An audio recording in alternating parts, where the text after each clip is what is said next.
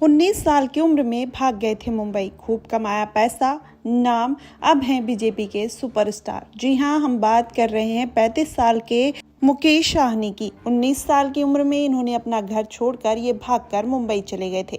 उस वक्त वे खाली हाथ थे और उनके पास कुछ भी नहीं था, पर मुंबई पहुंचकर इस आदमी ने अपनी मेहनत के दम पर इतना नाम, पैसा और मुकाम हासिल किया कि आज वह बीजेपी के लिए किसी स्टार से कम नहीं है।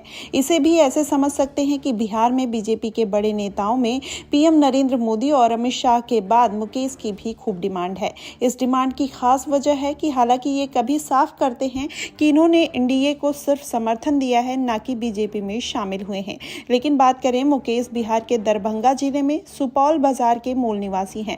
19 साल की उम्र में वो घर से भागकर मुंबई चले गए थे। हालांकि कुछ समय के लिए वे लौट कर आए और वहां उनको गांव रास नहीं आया और वे फिर मुंबई चले गए। शुरुआत में उन्होंने एक कॉस्मेटिक स्टोर पर सेल्समैन की नौकरी की और यही मुकेश के दिमाग में फिल्मों, सीरियल्स और शोज के सेट्स बनाने के बिजनेस का ख्याल भी आया।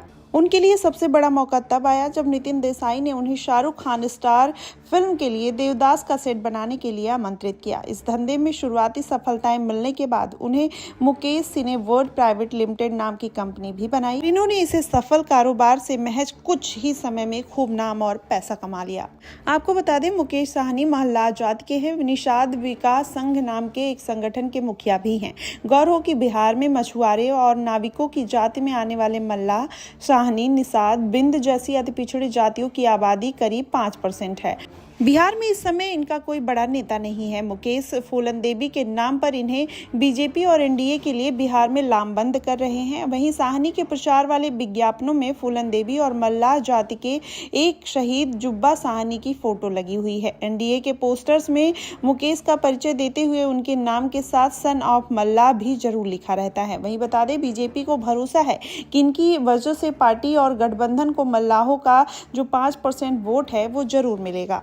अगर बात करें अभी के इनके राजनीतिक कैरियर के बारे में, तो बिहार की राजनीति में इन्हें सन ऑफ मल्लाह के नाम से मशहूर पूर्व मंत्री मुकेश साहनी के राजनीतिक भविष्य पर अभी भी सस्पेंस बना हुआ है। एनडीए में सीट बंटवारे का फॉर्मूला तय हो चुका है, लेकिन मुकेश साहनी की एंट्री बीजेपी वाले गठबंधन में नहीं हुई है और महागठबंधन में मुकेश साहनी की एंट्री को लेकर पेज भी फंसा हुआ दिखाई दे रहा है। सूत्रों की माने तो मुकेश साहनी के नाम पर आरजेडी ने विलय का प्रस्ताव रखा था और उन्होंने उसे खारिज कर दिया। जानकार बताते हैं कि मुकेश साहनी के लिए आरजेडी ने विलय का प्रस्ताव देते हुए कुछ सीटों पर भरोसा दिया है, लेकिन साहनी विलय के लिए तैयार नहीं हुए। माना जा रहा है कि महागठबंधन में सीट शेयरिंग के फॉर्मूले की घोषणा नहीं होने के पीछे एक बड़ी वजह मुकेश साहनी भी है।